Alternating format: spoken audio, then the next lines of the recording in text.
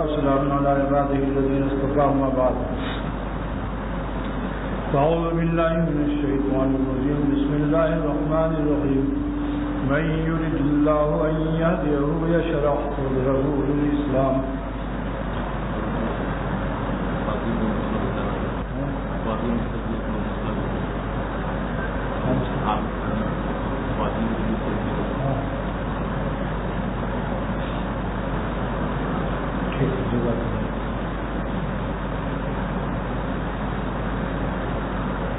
خواتین اور اپنی مستورات اور ماں بہنوں اور بیٹیوں سے گزارش ہے کہ ان کی نماز میں اور مردوں کی نماز میں فرق ہے. بہشتی زیور کا حصہ دوم بار بار پڑھ کے ٹھیک کر لیجیے. مردوں کے لیے کوہنی کا اٹھانا ضروری ہے اور کوہنی بچھانے کو سخت منع کیا گیا ہے.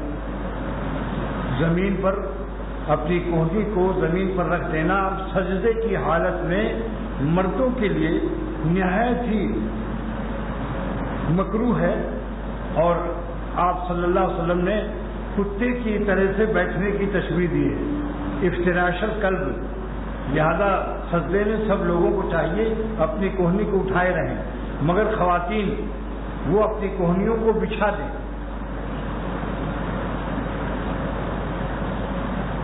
کئی فرق ہیں، میں نے کتاب کا بھی تقسیم کیا. اور بہشتی زیور حصہ نمبر 2 جہیز کے لیے نہیں، وہ پڑھنے کے لیے ہے. وہ جہیز میں دیتے ہیں، طاق پر رکھتی ہیں خواتین، طاق پر رکھتی ہیں. بہشتی زیور حصہ نمبر 2 اس کو دیکھ کر اپنی نمازیں درست کر لیا جائے، ورنہ مردوں کی طرح نماز میں اور پڑھنا بس سنت کے خلاف ہے. اندیشہ ہے کہ قبول بھی نہ ہو، سنت کے خلاف. مثلا ہاتھ باندھنا مردوں کے لیے ہے کہ ناف کے نیچے ہاتھ باندھیں، خواتین کے لیے ہے کہ سینے پر ہاتھ باندھیں. مردوں کے لیے ہے کہ ہتھیلی کو ہتھیلی پر رکھ کے 3 انگلی کلائی پر رکھیں. عورتوں کے لیے ہے کہ پورا ہاتھ اپنے ہاتھ پر رکھ دیں اور سینے پر ہاتھ باندھیں. مردوں کے لیے کان تک ہاتھ اٹھانا ہے، عورتوں کے لیے صرف کندھے تک ہاتھ اٹھانا ہے. بہت سے فرق ہیں. رکوع میں مردوں کے لیے پورا رکوع گھٹنا ایسا پکڑنا ہے جیسے انار پکڑتے ہو، اور عورتوں کے لیے خالی ایک گھٹنوں پر ہاتھ رکھ دینا کافی ہے. سجدے وغیرہ میں مردوں کے لیے ہے کہ کوہنیوں کو اپنے پہلو سے الگ رکھیں، عورتیں اپنے پہلو اور ہاتھوں کو سمٹ کر کے جتنا بھی پردہ ہو سکے. لہذا پھر یہ گزارش ہے کہ بہشتی زیور کا حصہ نمبر 2 نماز کا بار بار پڑھ کر کے اپنی نمازوں کو درست کیجیے. بہشتی زیور کے معنی ہے کہ یہ کتاب آپ کو بہشت میں لے جائے گی. بہشتی زیور کے معنی یہ ہے کہ اس کتاب پر عمل کرنے سے خواتین ہی نہیں مردوں کو بھی یہ کتاب بہشت میں لے جائے گی. جہاں فرق ہے وہ 11 نمبر میں دیکھ لیجیے، کیونکہ اور نمبروں میں خواتین کے لیے داڑھی کا مسئلہ نہیں بیان کیا گیا 10 نمبر تک، کیونکہ ان کو اس کی ضرورت نہیں ہے. مگر خواتین اگر اپنے شوہروں کو بار بار تقاضا کر کے داڑھی رکھوا دیں تو ہمیشہ ان کو داڑھی کا ثواب جتنا مرد کو ملے گا یہ پارٹنرشپ ہو جائیں گی داڑھی رکھوانے میں، اور ان کو مفت میں ثواب ملتا رہے گا، کیونکہ ناشتہ ان کے ہاتھ میں ہے. ان کی دعوت اللہ اور ان کی نصیحت بہت زوردار ہوتی ہے. ورنہ دوپٹہ اوڑھ کے لیٹ جائے منہ بنا کر کہ میاں ہماری طبیعت ٹھیک نہیں ہے، آپ کا گال دیکھ کر ہم کو بہت کوفت ہوتا ہے اور ہم سے کوفتہ مانتے ہو. چند مرتبہ کا کوشش کر کے دیکھ لو انشاءاللہ. اس معاملے میں خواتین، ایک صاحب تھے جو کہہ رہے تھے کہ میری بیوی مجھے سنت پر نہیں چلنے دیتی. میں نے کہا اس کو یہاں لایا کرو. چند جمعہ آئی، اس کے بعد وہ کہنے لگے ہنس کر کہ اب وہ تو میرے سر لگ گئی، ہر وقت کہتی سنت پر چلو. جوتا ایسے پہنو داہنے پیر میں اور نکالو تو بائیں پیر سے نکالو، کرتا پہنو تو داہنے ہاتھ ڈالو بائیں ہاتھ سے نکالو، موزہ پہنو تو داہنے پیر میں ڈالو، موزہ بائیں نکالنا ہو تو بائیں پیر سے نکالو. پہننا ہو تو داہنے پیر میں ڈالو. اور کہتی ہے میاں تمہارا گال ہم کو اچھا نہیں لگتا. لا فرق بینی و بین کا, مجھ میں اور تجھ میں پھر کیا فرق رہے گا؟ مطلب خواتین کو اگر آپ لوگ دیندار بنا لیں تو آپ کو دین پر چلنا آسان ہو جائے گا. پھر بغیر داڑھی ناشتہ نہیں پاؤ گے. ایک دن ناشتہ نہ ملے تو دیکھیے پھر.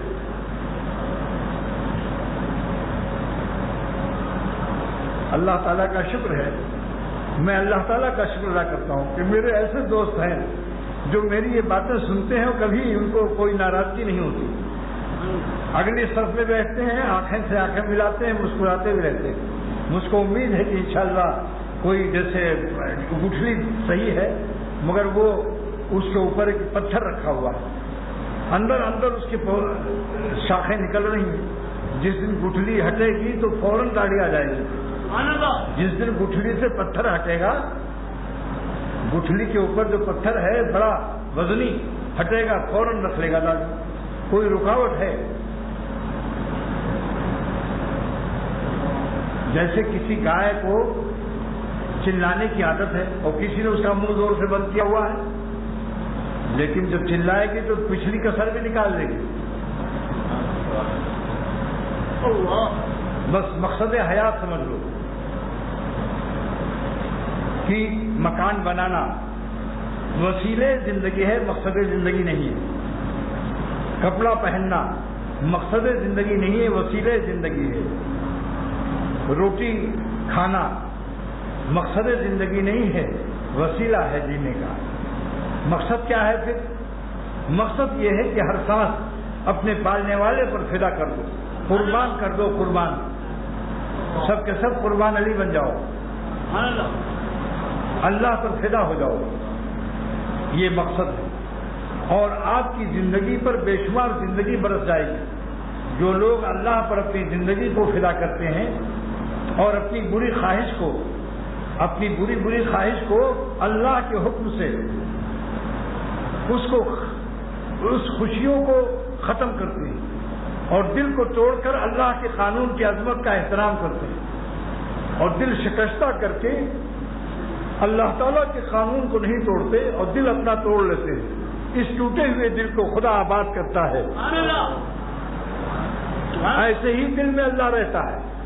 حدیث شریف میں ہے انا عند المنکسرۃ قلوبہم, ہم تو ٹوٹے ہوئے دلوں میں رہتے ہیں. اس کو آزاد نہیں آئے کیا؟ بس تو جس کو اپنا دل خدا کا گھر بنانا ہو, اس ظالم کو ہمت کرنی چاہیے کہ اپنا دل توڑ دے اور خدا کے قانون کو نہ توڑے. تو ٹوٹے ہوئے دل میں, اور دل کیسے توڑتا ہے؟ دل چاہتا ہے کہ میں ان حسینوں کو دیکھ لوں, نمکین کا نمک چکھ لوں, نمکینہ ہو یا نمکین ہو. دل چاہتا ہے اس حرام خوشی کو مت نمک حرامی کر کے حرام خوشی درآمد کرو. اللہ کا رزق کھا کر اس کی طاقت کو غلط استعمال کرنے والا بے غیرت یا بے حیا ہے یا نہیں بتاؤ؟ کیونکہ ملا علی قاری محدث عظیم نے لکھا ہے فإن حقیقت الحیا ان مولا کا لا یرا کا ہے سنہا کا. شرمندہ شرم والا بندہ وہ ہے جس کو اللہ تعالیٰ اپنی نافرمانی میں نہ پائے. یہ نہ سمجھو کہ خدا نہیں دیکھ رہا ہے. جب تم کہیں دیکھتے ہو تو خدا تمہیں دیکھتا ہے کہ یہ ظالم کتنا بے غیرت ہے, میرے حکم کی خلاف ورزی سے. اس کو اتنا بھی احساس نہیں ہے کہ اس کی نظر پر میری نظر ہے. میری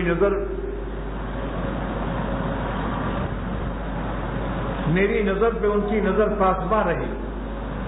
میری نظر پہ ان کی نظر پاسباں رہی. افسوس اس خیال سے, افسوس اس احساس سے کیوں بے خبر تھے ہم. یہ نسبت, یہ محبت نہیں ہے. میں مسجد میں کہتا ہوں کہ واللہ خدا کی قسم کھا کر ایک مسلمان کی قسم کو اعتبار کیجیے. جس طرح مچھلی پانی سے نکل کر تڑپ جاتی ہے تو اس کا نام محبت ہے. آپ کہہ سکتے ہیں کہ مچھلیوں کو پانی سے محبت ہے, اور جو خدا کی نافرمانی کے باوجود اطمینان سے چائے پیتا ہے اور انڈے اور مکھن نکلتا ہے، یہ اس کو محبت کا نام لیتا ہے۔ اللہ ہمیں مچھلیوں سے سبق دے دے۔ دائیں منبر آپ کارے ماہیت، بتاؤ مچھلیوں کا کام پانی میں رہنا ہے، اگر ان کو باہر نکال دو تو مچھلی تڑپ جاتی ہے، بتاؤ پھر آہستہ سے پانی میں جاتی ہے یا تڑپ کے جاتی ہے؟ مچھلی کو پانی میں کے باہر 2-3 فٹ باہر رکھ دو تو مچھلی تڑپ کے جاتی ہے پانی میں دوبارہ یا چوہے کی طرح یا آہستہ آہستہ جاتی ہے؟ بس یہی تڑپ اللہ ہم کو دے دے۔ خطا ہو جانا تو ممکن ہے، خطا کاری بشریت کے لوازم میں سے ہے، مگر غذا نہ بناؤ اس کو، زندگی کا سہارا مت بناؤ، ایمرجنسی ہے، وہ حادثہ ہے۔ حادثے کو لوگ تلاش نہیں کرتے کہ آج ایکسیڈنٹ کرنا ہے۔ گناہ ایک قسم کا حادثہ اور ایک قسم کا ایکسیڈنٹ ہے۔ کوئی کار والا چاہتا ہے کہ میں روزانہ لڑاؤں اپنی کار کسی کی کار سے؟ تو گناہ کر کے عادت کر کے اور اس نیت سے نکلنا کیا سب حسینوں کو ہر اسٹاپ پر ہم دیکھیں گے، یہ ظالم احمق اور بیوقوف ہے، اس کو شیطان نے نشہ پلا دیا ہے۔ آپ بتائیے اگر کوئی موٹر پر بار بار ایکسیڈنٹ کر رہا ہو ہر موٹر سے، اور اپنی موٹر میں ڈینٹ کر رہا ہو اور دوسرے کی موٹر میں بھی ڈینٹ کر رہا ہو، تو آپ کیا کہیں گے؟ شراب پیے ہوئے یا سو گیا ہے؟ بولیے صاحب، کہو گے یا نہیں کہو گے؟ آپ یہی کو بھی اس وقت اس کی عقل کام نہیں کر رہی ہے، یا تو اس پر نیند آ گئی ہے یا پھر اس نے نشہ کر لیا۔ ایسی شیطان کا بھی یہی کام ہے، وہ گناہوں کے مزے کا نشہ پلا دیتا ہے، جس سے کہ گناہوں کے ایکسیڈنٹ، تصادم اور حوادث سے اس کو بچنے کی توفیق نہیں ہوتی۔ اللہ تعالی ہم سب کو اپنی ایسی محبت نصیب فرما دے کہ جیسے مچھلی کو پانی سے نکلنے کے بعد تڑپ کر کے کود جاتی ہے۔ ایک مدرسہ ہے دارالعلوم فرید پور میں، مولانا شمس الحق صاحب فرید پوری رحمۃ اللہ علیہ کا، دیہات میں ہے۔ وہاں جب بھی جاتا ہوں تو مچھلیوں کا شکار دکھاتے ہیں، بہت بڑا جال پڑتا ہے اور ہندو وہ اس میں گھستے ہیں پانی میں تو ٹانگ کھولے ہوئے ہوتے ہیں۔ میں نے کہا ہندو ٹانگ کھولنے کا اس کو تو گناہ نہیں ہے کیونکہ تو کافر ہے، سب سے بڑا ازدہا کفر ہے اس کے بعد، لیکن آپ اے علماء کرام اور طلباء کرام جو دیکھ رہے ہو ہندو نوجوانوں کی ٹانگوں کو، یہ حرام ہے۔ مسلمان کو دیکھنا جائز نہیں ہے ناؤ سے گھٹنے تک، اسی لیے نیکر پہننا بھی حرام ہے، جس میں گھٹنا کھلا ہوا ہو۔ اچھے خاصے نمازی حاجی داڑھی رکھے اور صبح اپنی کیاری میں پانی دے رہے نیکر پہنے بھی، مسئلہ ہی نہیں معلوم۔ اتنا کہتے ہی سب نے ان ہندوؤں کو ایک ایک لنگی پھینک دی اور انہوں نے اپنا ڈھک لیا۔ سب نے کہا بہت شکریہ، آج تک ادھر خیال ہی نہیں کیا کہ کافروں کے ٹانگ بھی دیکھنا حرام۔ جب بڑے بڑے روہو 2-2 ہاتھ کے آ گئے، جب جال کو سمیٹا گیا اور اٹھایا گیا کہ اب کو نکال کر خشکی میں لائیں گے، تو وہ سمجھ گئے، روہو بھی سمجھ گئے کہ ہمیں جال میں پھنسایا جا رہا ہے، تو 20-20 فٹ اونچے چھلانگ لگا دی اور اتنی پوری طاقت لگائی کہ جال سے باہر جا کر چلے گئے 10-15 روہو بڑے بڑے جال کے باہر، اور جب تڑپ رہے تھے تو لوگ ہنس رہے تھے، تماشا دیکھ رہے تھے۔ جان بچانے کے لیے ہم سب کو فرض ہے کہ ہم گناہوں سے بچنے کے لیے، شیطان کے جال سے نکلنے کے لیے اور حسینوں کے جال سے نکلنے کے لیے مچھلیوں سے سبق لے لیں۔ اتنی ہی طاقت سے ہم کو تڑپ کر بھاگنا چاہیے، دور ہی سے معلوم ہو جائے کہ کوئی چیز واجب الاحتیاط آ رہی، کوئی شکل واجب الاحتیاط آ رہی ہے، اندازہ چل جاتا ہے۔ خط کا مضمون بھاپ لیتے ہیں لفافہ دیکھ کر، خط کا مضمون بھاپ جاتے ہیں لفافہ دیکھ کر، چال بتا دیتی ہے کہ کوئی خطرناک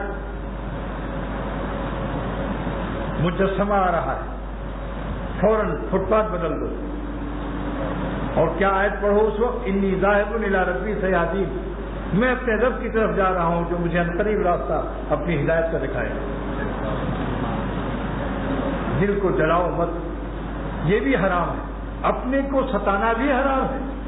حسینوں کو دیکھ کر اپنے دل کو تڑپانا، جلانا، ان کی یاد میں غزل خوانی کرنا اور اشکبار ہونا سب حرام ہے۔ یہ آنسو بھی حرام کے ہیں جو غیر اللہ کے یاد میں نکلتے ہیں۔ سبحان اللہ۔ یہ آنسو کوئی مبارک آنسو نہیں ہے جو ٹیڈیوں کے لیے یا کسی معشوق کے لیے اس کی یاد میں آنسو نکل آئے، تو یہ آنسو بھی حرام کے ہیں، غیر اللہ کے راستے کے آنسو ہیں۔ آنسو مبارک تو ہے۔ معروی رحمت اللہ علیہ نے فرمایا، اے خوشا چشمے کی آنکھ گریان اوست، مبارک ہیں وہ آنکھیں جو اللہ تعالیٰ کی محبت میں رو رہی ہیں۔ سبحان اللہ۔ اور اے ہمایوں دل کی آنکھ گریان اوست، مبارک ہے وہ دل جو اللہ کی یاد میں تڑپ رہا ہے۔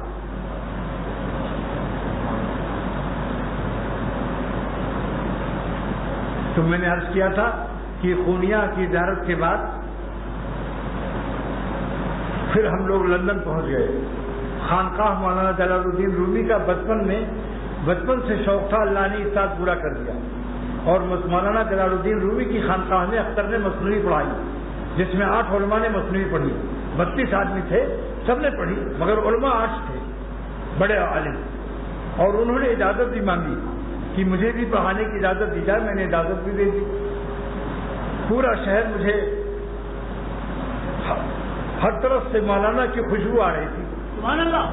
جھاڑو لگانے والوں سے بھی پوچھ لو کہ بھائی ہم اجنبی آئے ہیں باہر سے، مجھے نہیں معلوم کہ مولانا کی خانقاہ کدھر ہے، بس لفظ مولانا سنا اور کہا آئیے، اور مولانا کے پاس پہنچا دیا۔ پورے پونیا 8-10 لاکھ کی آبادی ہوگی، مگر پورے پونیا میں لفظ مولانا کہا کہ لوگ وہیں لے جاتے ہیں۔ اللہ تعالیٰ نے کیا مقبولیت دی، پوری خانقاہ کھچا کھچ بھری ہوئی تھی، سناٹا نہیں تھا۔ حاضرین اور زائرین پتہ نہیں کہاں سے آئے۔ مولانا کے زمانے کی مثنوی رکھی ہوئی، حلوی سب اور بادشاہوں کے تحفے۔ خیر، وہاں سے اللہ تعالیٰ کا شکر ادا کیا کہ جس کی مثنوی سے ہم نے بچپن سے فائدہ اٹھایا، آج صاحب مثنوی کی زیارت نصیب ہو گئی۔ پھر ہم لندن گئے، اور لندن میں گلاسٹر، مانچسٹر، مسٹر لوگ سن رہے ہو؟ خوب ٹر ہی ٹر ہے یہاں، گلاسٹر، مانچسٹر، لسٹر، مختلف شہروں کے ہوتے ہوئے پھر ہمارا ایک وفد 10 گھنٹے کی فلائٹ سے باربڈوس گیا۔ باربڈوس ایک جزیرہ ہے، گجراتی لوگ وہاں بھی تجارت کر رہے ہیں۔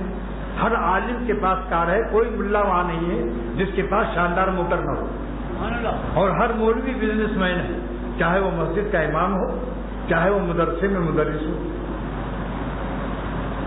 2-3 گھنٹہ نکالتے ہیں وہ تجارت کے لیے، پڑھانے کے بعد، امامت کے بعد، اور کالوں میں جا کر اپنا مال بیچاتے ہیں، اور نفع کثیر۔ اللہ کا شکر ہے، دیکھ کر دل خوش ہوا کہ ملا یہاں غریب نہیں ہے۔ مجھے خوشی ہوتی ہے، اللہ تعالیٰ دنیا بھر کے عالموں کو مالدار کر دے تاکہ محتاج خلق نہ رہے۔ وہاں میرے واز کا سلسلہ ہوا، کافی لوگ داخلے سلسلہ ہوئے، واز کا سلسلہ ہوا، داخلے سلسلہ ہوئے۔ ایک صاحب جو بڑے عالم ہیں وہاں، اور کئی سال سے وہ مجھ سے تعلق اصلاحی رکھتے تھے، خط و کتابت سے بیعت ہو گئے تھے، ان کو بیعت کیا اور ایک خلافت بھی دی۔ اب شکریہ ادا کرتا ہوں کہ اس سال انگلینڈ میں 3 خلیفہ ہوئے اور باربڈوس میں 1 خلیفہ۔ اللہ تعالیٰ سارے عالم میں میرا خلیفہ بنا دے۔ پھر علماء نے کہا کہ ایک یہاں 2 چیزیں عجیب چیزیں ہیں، چلیے دکھا لائیں۔ تو 150 فٹ نیچے آپ دوست کشتی، واٹر پروف کشتی میں بیٹھالا، وہ سمبرین کہتے ہیں اس کو، 150 فٹ سمندر کے نیچے گئی، 150 فٹ نیچے لے گئی، اور نیچے پھر ایک دنیا نظر آئی، طرح طرح کی مچھلیاں، طرح طرح کے درخت، پورا باغ لگا ہوا ہے، اور جھوم رہے ہیں وہ لہروں کے ساتھ۔ اور عجیب، یعنی پتھر کے لہروں سے رگڑ رگڑ کھا کر پتھر کے کوئی دیگ بنا ہوا ہے، کوئی گلاب کا پھول بنا ہوا ہے، کوئی عجیب و غریب قابل دید اس کے بعد پھر دوسرے دن ایک غار ہے بار بزرگ میں جو خود حکومت کو پتہ نہیں تھا، باہر کے ایک سیاح نے بتایا کہ آپ کے ملک میں ایک غار ہے پہاڑ میں، بہت نفع ہوگا، ٹکٹ لگا دو۔ میلوں غار ہے اور اس کی پہاڑ کے اندر اتنا گہرا اور اتنا وسیع لمبا چوڑا غار ہے کہ ہاتھی گزر سکتا ہے، اور حکومت یا کسی مخلوق کا ہاتھ نہیں لگا، اللہ تعالیٰ کی طرف سے۔ 10 جولائی کو گئے تھے، 10 جون کو گئے تھے، 10 جولائی کو کراچی خیریت سے چل کر غالباً 11 کی رات کو آ گئے تھے۔ پھر دیکھا آپ نے کیسا ختم ہوا سیاحی، 10 کو گئے 10 کو آ گئے۔ اب میں اس آیت کا ترجمہ کرتا ہوں، تفسیر بعد میں کروں گا انشاءاللہ۔ اللہ سبحانہ وتعالیٰ فرماتے ہیں کہ جس کی ہدایت کا اللہ تعالیٰ ارادہ کرتا ہے، لفظ ارادے پر غور کیجیے گا اور یہ ارادہ مانگیے گا اللہ سے کہ آپ میری ہدایت کا ارادہ فرما لیجیے، کیونکہ آپ کے ارادے کو کوئی چیلنج نہیں کر سکتا، نہ شیطان، نہ نفس، نہ اس ظالم کا خبیث عادتیں بھی۔ کمینے سے کمینہ انسان ہو، اگر اللہ تعالیٰ اس کی ہدایت کا ارادہ فرما لے تو اس سارا کمینہ پن کی طاقتیں ختم ہو جائیں گی اور یہ راہ پر شرافت کے راستے آ جائے گا۔ اللہ کا ارادہ ہے، کوئی معمولی ارادہ نہیں۔ اللہ سے دعا کرو کہ خدا ہم سب کی ہدایت کا ارادہ فرما دے۔ جب اللہ ارادہ کرے گا تو سارا عالم، یا نفس و شیطان، گمراہ کن ایجنسیاں، ساری دنیا کی ٹیڈیاں، ساری دنیا کے گناہوں کے اسباب سب فیل ہو جائیں گے اور وہ ہدایت کے راستے پر مضبوط ہو جائے گا۔ اللہ تعالیٰ من یرید اللہ کے صدقے میں اس آیت کریمہ میں جو آپ نے فرمایا، اے خدا جو آپ نے ارشاد فرمایا کہ وہ شخص جس کی ہدایت کا اللہ تعالیٰ ارادہ کرتا ہے، اے اللہ آج جمعے کے دن میں ہم سب کی ہدایت کا فخر ہو کر رہ جائیں گے۔ نہ میں دیوانہ ہوں اصغر، نہ مجھ کو ذوق عریانی، کوئی کھینچے لیے جاتا ہے خود جیب و غریبہ کو۔ جب اللہ ارادہ کرتا ہے تو اس کو جذب بھی کرتا ہے، اپنی طاقت جذب سے اس کو اپنا بناتا ہے اور کہتا ہے کہاں جاتے ہو مجھ کو چھوڑ کر؟ شرافت چھوڑ کر شر اور آفت میں جا رہے ہو، شرافت کا راستہ چھوڑ کر شر اور آفت میں جا رہے ہو۔ میرے بغیر کہیں چین نہیں پاؤ گے۔ نگاہ اقربا بدلی، مزاج دوستاں بدلا، نظر ان کی کیا بدلی کہ کل سارا جہاں بدلا۔ جس طرف کو رخ کیا تو نے گلستہ ہو گیا، تو نے رخ پھیرا جدھر سے وہ بیاباں ہو گیا۔ واللہ کہتا ہوں کہ جس وقت انسان کسی حسین کی یا کسی گناہ کا ارادہ نقطۂ آغاز شروع کرتا ہے، اسی وقت اس کے قلب کا سکون چھن جاتا ہے۔ نقطۂ آغاز پر، 0 پوائنٹ جس کو انگریزی میں کہتے ہیں، گناہ کا نقطۂ آغاز اللہ کی پکڑ اور اللہ کے عذاب کا نقطۂ آغاز ہوتا ہے۔ اگر ذوق سلیم ہو، بالکل مردہ نہ ہو گیا ہو، کیونکہ مردے کو 1000 جوتا لگا دو وہ چلائے گا نہیں، مر چکا۔ دل جس کا مرا نہ ہوا ہو، کچھ بھی حیات اور ایمان ہو ذرہ بھر، انشاءاللہ تعالی گناہ کے ارادے کے ساتھ ہی اس کے قلب پر فإن لہ معیشۃ ضنکا کا ظہور ہو جائے گا اور تڑپنے لگے گا، دل کے ہم کہاں جا رہے ہیں۔ ضمیر اس کا خود ملامت کرے گا، اپنی لعنت خود کرے گا کہ اے ظالم کہاں جا رہا ہے۔ یہ دل عجیب ہے، مالک ہی کی یاد سے چین پاتا ہے، اور گناہ کا نقطۂ آغاز مالک کی یاد کے خلاف ہے۔ اللہ بذکر اللہ کے خلاف۔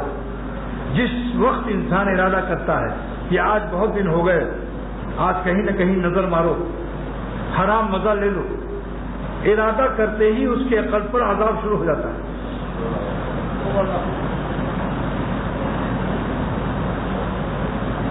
ارادے گناہ بھی نہ کرو، اس طرح اللہ سے چپک جاؤ کہ بھاگنے کا وسوسہ بھی نہ ہو۔ سبحان اللہ۔ کہ بھائی کیسا جملہ ہے یہ جملہ کیسا ہے؟ اللہ تعالیٰ سے اپنے قلب و جا کے اعتبار سے اور روح کے اعتبار سے اس طرح ایسے چپک جاؤ کہ جیسے چھوٹا بچہ اپنی ماں سے چپکا رہتا ہے اور ماں اس کو چپکائے رہتی ہے۔ اگر کوئی ٹانگ اس کا کھینچ کے دیکھو، کوئی چھوٹا بچہ اپنی ماں سے لپٹا ہو اور اس کی ٹانگ کھینچو تو کہے گا اماں دیکھو یہ ہم کو کھینچ رہا ہے، یہ ہم کو آپ سے الگ کر رہا ہے، اور ایک کام اور بھی کرتا ہے، خالی چلاتا نہیں، اپنے ہاتھوں سے اس کی گردن کو پکڑ لیتا ہے۔ یہ بعض لوگ چلاتے تو ہیں مگر اللہ تعالیٰ کے ساتھ چپکنے کی کوشش نہیں کرتے۔ بچوں سے سبق لے لو، 2-2.5 سال کا بچہ ماں سے لپٹا ہوا ہے، ٹانگ کھینچو، چلائے گا، اماں دیکھو یہ ہم کو آپ سے جدا کر رہا ہے، لیکن ہاتھوں سے ماں کی گردن پکڑ لیتا ہے کہ کہیں قابو نہ پا جائے۔ آپ شیطان و نفس کے قابو سے بچنے کے لیے اللہ تعالیٰ کے ساتھ اپنے قلب و روح کے رشتے کو مضبوط کر لو، نمازوں سے 2 رکعت پڑھ کر کے اللہ کے حضور میں سجدہ کر کے رونا شروع کر دو کہ بتاؤ میرے مالک، آج کل شیطانیت جو ہے اور کتا پن مجھ پر غالب ہے، اے خدا جلد توبہ نصیب کر دے، ایسا نہ ہو کہ میرے کتے پن پر اور میری سگیت پر آپ کوئی شیر عذاب کے طور پر مقرر کر دیں اور میری زبان ایک ہاتھ کو بائل آ جائے۔ معروی فرماتے ہیں گر سگی کر دیں اے شیر آفری، اے خدا تو شیروں کو پیدا کرنے والا ہے، میری کتے پن پر، میری خبیث حرکتوں پر کبھی شیر کو نہ مقرر کر دے کہ مجھے میری پیٹھ پر وہ پنجہ گڑا دے اور میری زبان شدت علم اور اذیت سے ایک ہاتھ آگے نکل آئے۔ جزائے خیر دے معروی کو گر سگی کر دیں اے شیر آفری، گرچہ ہم نے کتا پن کیا ہے شیر پیدا کرنے والا، انتقام ازما مکش کر سکی کر دیم اے شیر آفری، اے شیر پیدا کرنے والے مجھ سے اپنی رحمت سے انتقام نہ فرما۔ آمین۔ تو اللہ تعالیٰ سے یہی آج جو آیت تلاوت کی ہے کہ اللہ تعالیٰ فرماتے ہیں من یرید اللہ ان یہدیہ، اے دنیا والو تم اپنے ارادے کی طرح میرے ارادے کو مت سمجھو کہ تمہارا ارادہ روزانہ ٹوٹتا رہتا ہے، روزانہ ارادہ کرتے ہو آپ گناہ نہیں کریں گے پھر توڑ دیتے ہو۔ میرا ارادہ ہے یہ من یرید اللہ، اللہ جس کی ہدایت کا ارادہ کرتا ہے ان یہدیہ کہ اس کو ہدایت کر دے، تو کیا وہ ہدایت پھر نہیں پائے گا؟ کیا اللہ کا ارادہ کوئی طاقت دنیا میں شیطانوں کی جو خدا کے مقابلے میں اللہ کے ارادے کو بامراد نہ ہونے دے، اللہ کے ارادے کو مراد آباد تک پہنچنے میں رکاوٹ ڈال دے؟ اللہ نے جس کی ارادہ کیا ہدایت کا اس کے لیے ہدایت لازم ہے۔ دعا کرو اللہ تعالیٰ اس آیت کے صدقے میں جس میں آپ نے اپنے ارادے کی طاقت بیان فرمائی ہے، من یرید اللہ ان یہدیہ یشرح صدرہ للاسلام، اللہ جس کی ہدایت کا ارادہ کرتا ہے تو میری پوری فرما برداری کے لیے ہم اس کو حوصلہ اور ہمت بھی عطا کرتے ہیں۔ لومڑیت ختم ہو کر شیرانہ مزاج ہو جاتا ہے۔ ان یہدیہ یشرح صدرہ، ہم اس کا سینہ کھول دیتے ہیں اسلام کے لیے۔ یا اسلام مانے فرما برداری، کوئی میرا فرمان ایسا نہیں ہوتا جس میں وہ دم دبا کے لومڑی کی طرح بے غیرت بن کر بھاگ جائے۔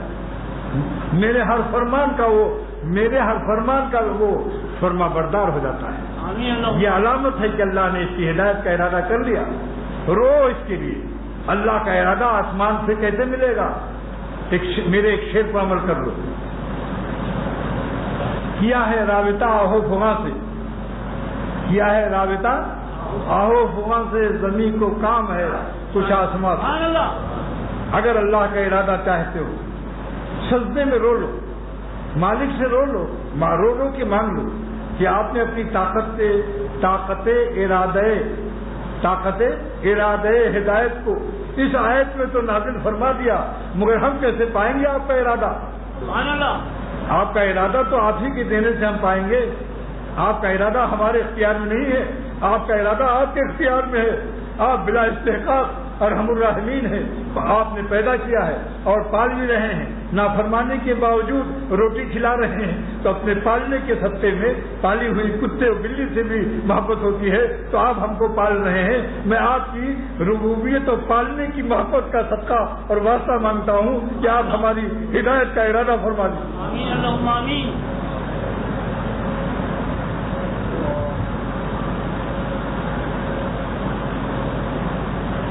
صحابہ نے پوچھا، جیسے ہی آیت نازل ہوئی آپ گھر سے نکلے فخرج من بیتہ وصعد علی المنبر، ممبر مسجد نبوی کی ممبر پر کھڑے ہو کر آپ نے فرمایا آج یہ آیت نازل ہوئی۔ صحابہ نے پوچھا کہ یشرح صدرہ، سینہ کیسے کھلتا ہے یا رسول اللہ صلی اللہ تعالی علیہ وسلم؟ آپ نے ارشاد فرمایا ان النور اذا قذف فی القلب، جب اللہ کا نور دل میں آتا ہے انشرح له الصدر، نور ہدایت، ارادہ نور ہدایت، جیسے ہی نور آیا سینہ کھل کر بڑا ہو جاتا ہے۔ جیسے کہ آپ سنتے رہتے ہیں کہ جب راجا کسی جھوپڑی والے سے محبت کرتا ہے تو راجا اپنے ہاتھی کے برابر اس کا گھر بناتا ہے تاکہ ہاتھی کے ساتھ داخل ہو۔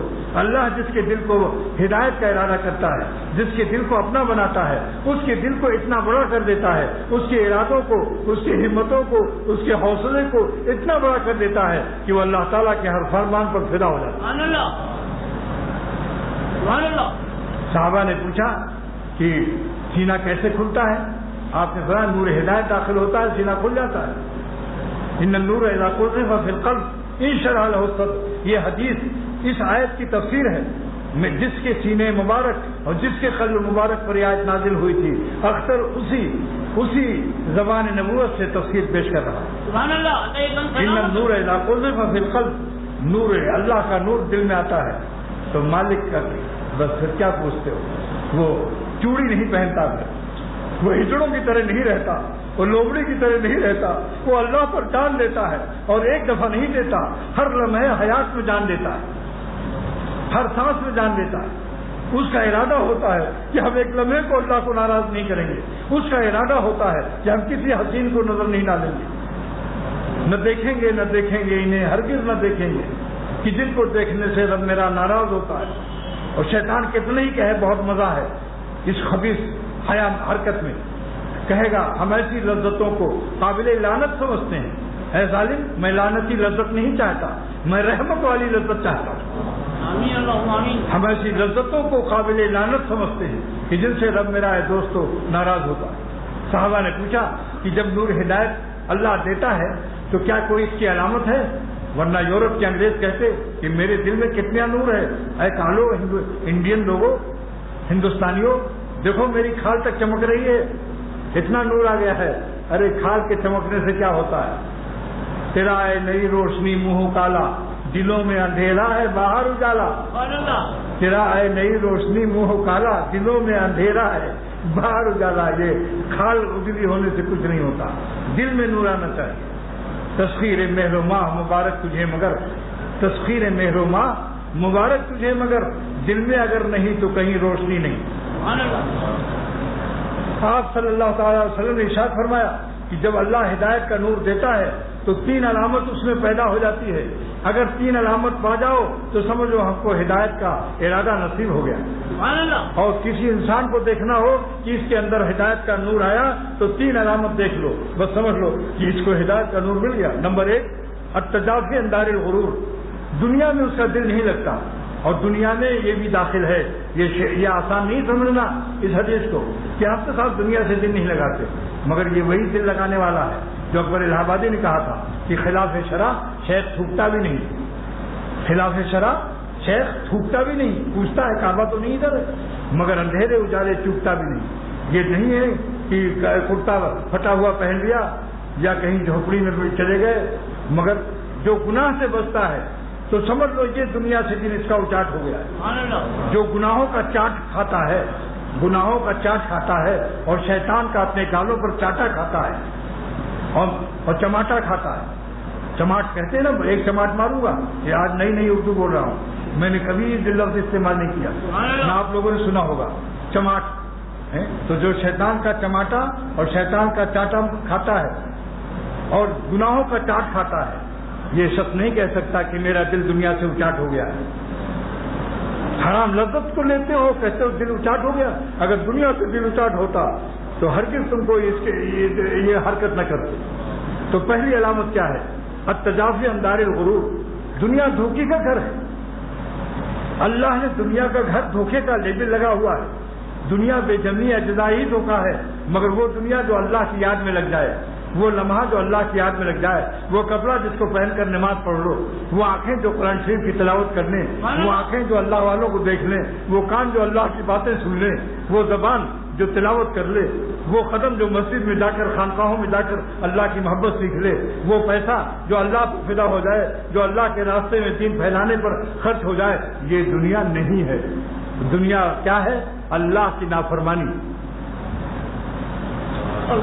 التجافی عن دار الغرور۔ اور یہ حسن بھی دار الغرور ہے، حسن بھی تو دنیا ہی کی چیز ہے، یہ ٹیڈیاں دار الغرور نہیں ہے۔ کیوں بھاگتے ہو جب ان کا حسن بگڑ جاتا ہے؟ تب پتا چلا، حسن کے بگڑنے کے بعد آپ کو پتا چلا کہ دھوکہ لگا۔ کیا جانتے تھے کہ شکل ایسی بگڑ جائے گی؟ کیسا دیکھا تو ہو گئے کیسے، ایسے ویسے کیسے کیسے ہو گئے، اور کیسے کیسے ایسے ویسے ہو گئے۔ اب پتا چلا الو کہے گا انٹرنیشنل، اللہ والوں سے سبق لے۔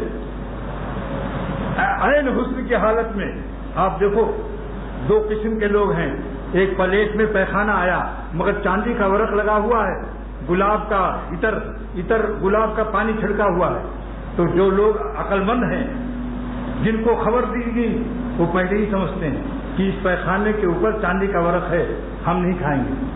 اور بعض لوگ ایسے بیوقوف انٹرنیشنل بین الاقوامی ہیں کہ چمچہ ڈال دیتے ہیں اس میں، اور جب منہ میں لے جاتے ہیں، جب طے ہوتی تب سمجھتے ہیں کہ میں نے بیوقوفی کی۔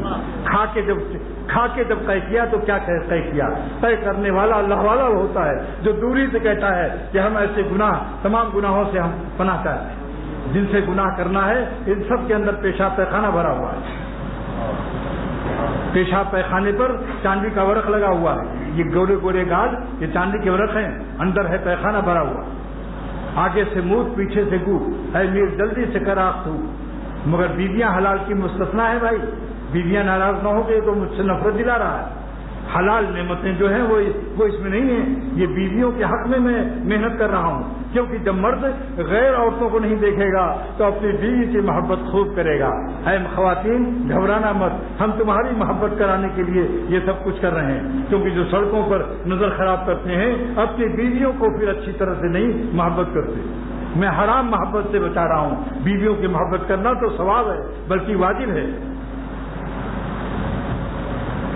تو بتائیے آپ کس گروہ میں داخل ہو جانا چاہتے ہو؟ پلیٹ میں گو ہے، چاندی کا ورق لگا ہے، چمچہ ڈال کر کھا کے توبہ کرو گے یا پہلے ہی سے توبہ کرو گے؟ بس شکل بگڑ گئی تو باغل بلّہ کی طرح بھاگے۔ آپ کہاں گئی تمہاری محبت؟ وہ اشک باریاں اور بے قراریاں اور اختر شماریاں کدھر گئی؟ تارے گن رہے تھے جس کے لیے، جب شکل بگڑ گئی، لقوہ آ گیا، منہ ٹیڑھا ہو گیا، گال پچک گئے، 11.25 نمبر کا چشمہ لگ گیا، کمر جھک گئی، کمر جھک کے مثلے کمانی ہوئی، کوئی نانا ہوا کوئی نانی ہوئی۔ آپ بھاگے تو کیا بھاگے؟ کوئی تمہارا نمبر نہیں، اب تو کافر بھی بھاگے گا۔ ظالم تو مومن ہے، کچھ تو حیا کر۔ اللہ کے عاشقوں کی یہ شان ہے کہ عین عالم شباب میں نظر نہیں ڈالتے، جانتے ہیں کہ ان کا بڑھاپا آنے والا ہے۔ التجافی عن دار الغرور، سب دھوکہ ہے یہ، اور دھوکہ کھا کے بھی دھوکہ کھا رہے ہیں۔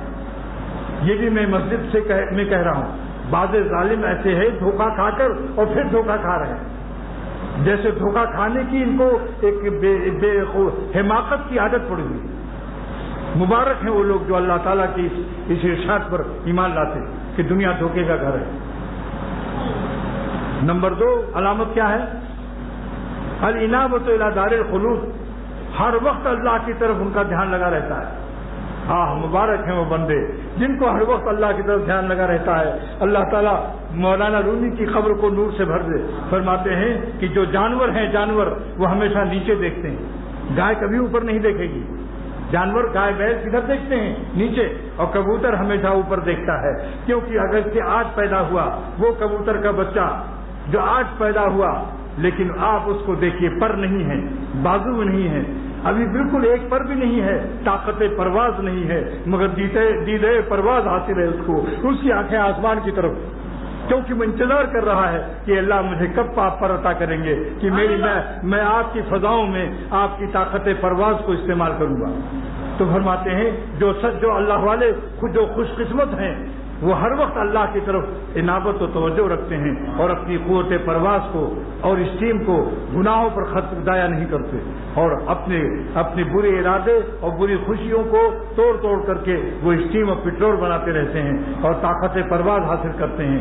ہر خوشی کو اللہ کی حرام خوشیوں کو جب وہ توڑتے ہیں اسی وقت قوت پرواز اللہ ان کو عطا کرتا ہے. حرام خوشیوں کو جب وہ توڑتے ہیں، دل کی حرام خوشیوں کو جب توڑتے ہیں تو اس غم سے جو ان کو غم اور زخم حسرت لگتا ہے اسی وقت اللہ تعالیٰ ان کی روح میں نور پیدا کرتا ہے اور طاقت پرواز دیتا ہے. وَلِنَابُتُ إِلَى دَارِ الْخُلُودِ ہر وقت اللہ ان کے دل میں رہتا ہے. کوئی پوچھے تو بہت مشکل ہے، مشکل نہیں ہے. میری مثال بھی سن لو مگر حقیر امت کی مثال پہلے پیش کرتا ہوں. خواجہ صاحب نے کہا کہ حضرت یہ کیسے ہو سکتا ہے کہ ہر وقت بندہ اللہ کی طرف دھیان رکھے، یہ تو پھر کام دنیا کا کیسے کرے گا؟ فرمایا دیکھو بڈھی عورت جا رہی ہے، جونپور کا واقعہ ہے یہ. دیکھو بڈھی عورت جا رہی، ایک گھڑا ہے، اس کے اوپر ایک گھڑا اور بھی ہے. تو پہلے گھڑے کو تو پکڑے ہوئے ہے اور دوسرے گھڑے کو نہیں پکڑا ہے بلکہ دونوں ہاتھیں ہلاتی ہوئی جا رہی ہے. دیکھو خواجہ صاحب دونوں ہاتھیں ہلا رہی ہے اور دو گھڑے سر پر ہیں. یہ کیا ہے جانتے ہو؟ دل سے دھیان ہے.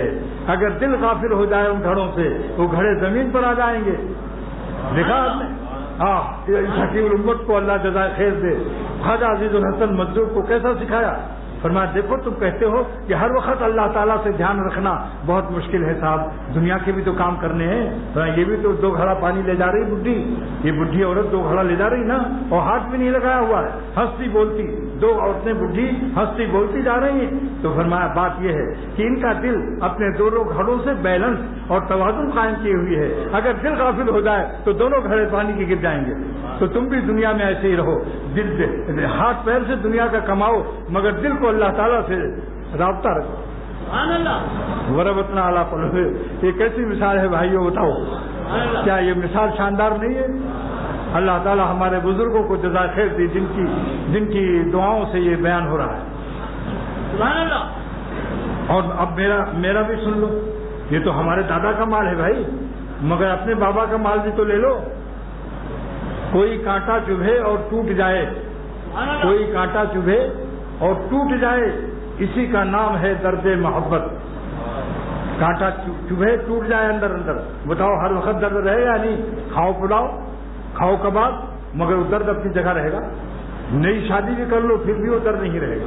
اگر نئی شادی آج ہی رات میں آئی اور اس نے وہی جہاں کانٹا چبھا ہے وہیں اس نے پکڑ لیا، وار ہے میرے شوہر، اور آپ تو بڑے جمیل معلوم ہوتے ہو. ارے ہاں کیا کر رہی تم؟ یہاں تو کانٹا ٹوٹا ہوا ہے، ٹوٹا ہوا کانٹا چبھا ہوا ہے، تم نے وہاں کیوں ہاتھ رکھ دیا؟ کیوں بھائی؟ ایسی اپنے رب اللہ تعالیٰ کے درد کی محبت کو ہر وقت دل میں رکھو انشاءاللہ. سبحان اللہ، ماشاءاللہ. اور تیسری علامت الاستعداد للموت قبل نزولہ، موت آنے سے پہلے اپنی قضاء عمری بھر لو، موت آنے سے پہلے اپنی زکاتیں ادا کر لو، موت آنے سے پہلے اپنے قضا روزے ادا کر لو، موت آنے سے پہلے اپنی بدنظری اور خبیث حرکتوں سے توبہ کر لو. یہ ہے استعداد، تیاری کر لو. استعداد مانے تیاری کرنا. والاستعداد للموت قبل نزولہ، موت کے آنے سے پہلے اپنا نام اعمال صحیح کر لو. بیوٹی پارلر کر لو، روحانی بیوٹی پارلر، تاکہ اللہ سب سے پیر تک دیکھ کر خوش ہو جائے اور اندر بھی ٹھیک ہو، سب معاملہ بھی ٹھیک ہو. ورنہ بیوٹی پارلر تو بہت اچھی ہے، رات کو سب مالنے کے شوق سے بات گئی. ایسی چوریاں جو گالوں پر کر رہے ہو، بال نہیں لگا رہے ہو، یہ گالوں کی چوری نہیں ہے، یہ گال چور ہے. ایک نیا نام رکھ دیا گال چور. ارے ہمت کر لو، انشاءاللہ سچ کہتا ہوں مزے اڑاؤ گے مزے. دنیا آپ کو کہے گی حضرت اب آپ میرے لیے دعا کرنا ہے. ماشاءاللہ آئے گا وقت انشاءاللہ. میں نا امید نہیں ہوں، اللہ تعالیٰ کی رحمت سے میں نا امید نہیں ہوں. دیر سویر دیکھ لینا انشاءاللہ. آہ جائے گی نہ میری رائے گا، تجھ سے ہے امید اے رب جہاں. آہ جائے گی نہ میری رائے گا، تجھ سے ہے امید اے رب جہاں. ہم بلاتے تو ہیں سب کو مگر اے رب کریم ہم سب پہ کچھ بن جائے ایسی کہ بن آئے نہ بنے. یہ ترمیم کے ساتھ بس تفسیر ہو گئی. سوچا تھا کہ آئندہ، مگر میں نے کہا آئندہ نہیں، نہ آئندہ بلکہ اس کو پائندہ کر دو، تابندہ کر دو. آئندہ کو پائندہ تابندہ درخشندہ کر دو. کون قرضہ رکھے؟ دعا کرو اللہ تعالیٰ عمل کی توفیق عطا کرو. اللہ تعالیٰ جو میری آہ و فغاں ہے میرے اس درد دل کو اپنی رحمت سے رائگاں نہ فرما. 100% اختر کو، اس کی اولاد کو، اس کے گھر والوں کو، میرے آپ سب کو، ہمارے خاندان کو، آپ کو، آپ کے خاندان کو، اور حاضرین احباب کے علاوہ غائبین سارے عالم میں جو میرے احباب ہیں، اللہ سب کو نسبت اولیاء صدیقین کی منتہا تک پہنچا دے اور ہم سب کو اللہ والی حیات عطا فرما دے. نفس کی خبیث اور حرام لذتوں سے ہمارے روح و قلب کو غیر مانوس کر دے، ناآشنا کر دے. اپنی ذات پاک سے ہماری روح کو مانوس فرما دے اور ہمیں اپنی حفاظت تکوینیہ، عقلیہ، شرعیہ، اخلاقیہ، حیائیہ، تشریفیہ ہر قسم کی ہمیں حفاظت نصیب فرما دے. صلی اللہ تعالیٰ علی خیر خلق. ہاں بھائی، طالبان کے لیے دعا. اللہ تعالیٰ طالبان کو فتح عاجل کامل مسلم عطا فرما. سارے عالم میں اللہ تعالیٰ طالبان کا عزت و آبرو ہم سب کی رکھ لے. عالم اسلام کی آبرو کا مسئلہ ہے. آپ ہی سے میری فریاد ہے. کافر ہم کو ستاتا ہے آپ کو سمجھ کر. اے اللہ، ہم نالائق ہیں مگر کافر ہم کو نالائق نہیں سمجھتا، ہمیں آپ ہی کا سمجھتا ہے. کافروں کے گمان کے مطابق ہم سب کو فتح دے. کو آباد رکھیے. ایک صاحب نے لکھا ہے سید محمد امیر اعظم نے کہ میری پوتی جو 12 سال کی ہے اس کو بلڈ کینسر ہو گیا ہے. اللہ تعالیٰ اس کو صحت دے اور ہم سب کو ہدایت و عبرت بھی دے. جو لوگ غافل ہیں ان کو سوچ لو، اگر بلڈ کینسر ہو جائے تو کتنی بدنامی کرے گا وہ.